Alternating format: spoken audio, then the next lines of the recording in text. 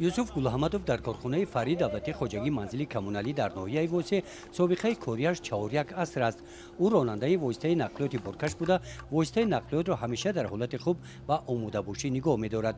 Дар ин муддат ин чорумин техникае мебошад, ки роҳбарияти муассиса ба ӯ бовар кардааст.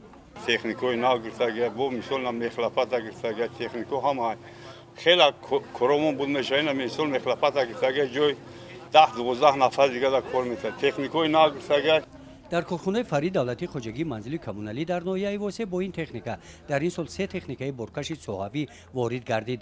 53 нафар кормандон дар 2 баст кабудзоркунӣ ва партовкашонӣ сафарбар карда шуда бо либосҳои корӣ таъмин шуданд.